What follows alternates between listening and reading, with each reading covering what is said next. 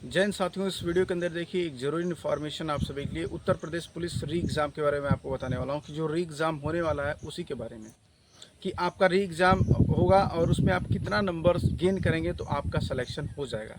आपको पता है कि इस एग्ज़ाम को काफ़ी दिनों बाद फिर से कंडक्ट कराया जा रहा है और इसका जो प्रोसेस है वो सब कुछ आपको पता है कि तीन चरण में होता है।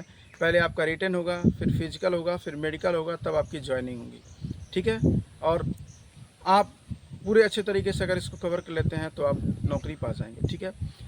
इसी के बारे में आपको बताने वाला हूं और मैं कट ऑफ के बारे में बताने वाला हूं कि जो आपका कट ऑफ क्या रहने वाला है। इससे पहले यदि आप चैनल पर नए हैं तो चैनल को ज़रूर सब्सक्राइब कर लीजिएगा, बेल आइकन प्रेस कर लीजिएगा, अपने दोस्तों में इस वीडियो को ज़्यादा से ज़्यादा शेयर करिएगा।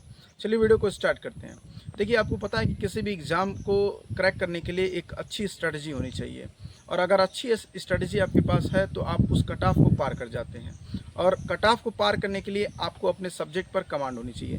सब्जेक्ट पर कमांड होगा तभी जाके आपकी चीज़ें अच्छी से हो पाएंगी और आप अच्छे से निकाल पाएंगे।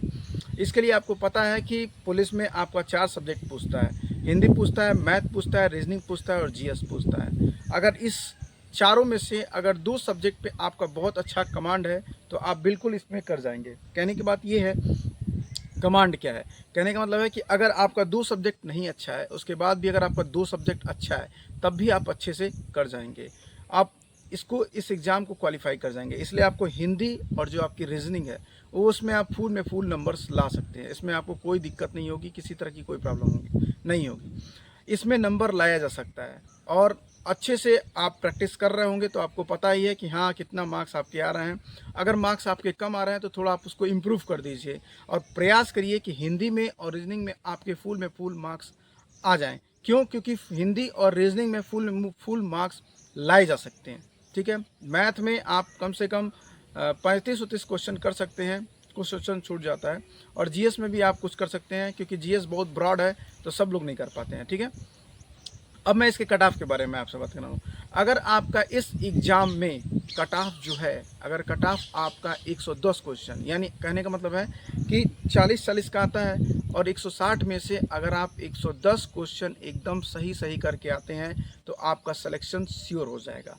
अगर आप 110 क्वेश्चन बिल्कुल सही करते हैं तो आपका सिलेक्शन दूर नहीं होगा, आप सिलेक्शन के एकदम नज़दीक हो जाएंगे।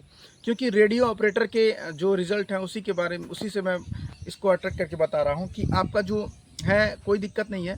आप इतना मार्क्स अगर लेके आते हैं तो आपका हो जाएगा। क्योंकि रेडियो ऑपरेटर में कुछ धांधली भी चली होगी, जाहिर सी बात है। ऐसा हुआ नहीं होगा कि वो फ्रेश तरीके से एग्ज़ाम हुआ होगा, थोड़ी सी धांधली जरूर चली हुई होगी। ठीक है। तो बस इसी के रिगार्डिंग मैं आपसे कह रहा हूँ कि अगर आप अपना 110 नंबर यानी 110 क्वेश्चन एकदम सही सही करते हैं तो आपका सिलेक्शन एकदम श्योर हो जाएगा। आपको किसी तरह की कोई प्रॉब्लम नहीं होगी, किसी तरह की कोई समस्या नहीं होगी। ठीक है। तो आप अपनी तैयारी इस समय करते रहिए और ज़्यादा से ज़्यादा प्रैक्टिस सेट लगाते रहिए। मैं बार बार हर वीडियो में कह रहा हूँ आपसे कि एग्ज़ाम नज़दीक है और एग्ज़ाम नज़दीक होने में आपको सबसे ज़्यादा सफल बनाएगा तो आपका प्रैक्टिस सफल बनाएगा। क्योंकि आप कितनी भी जानकारी आपको हो, अगर आपके पास प्रैक्टिस नहीं है, अगर आप प्रैक्टिस नहीं किए हैं एग्ज़ाम में पेपर सॉल्व करने का विद इन टाइम में, तो आप बिल्कुल भी इसको कर नहीं पाएंगे। ठीक है। तो बस यही एक इन्फॉर्मेशन था जो आपको देना था।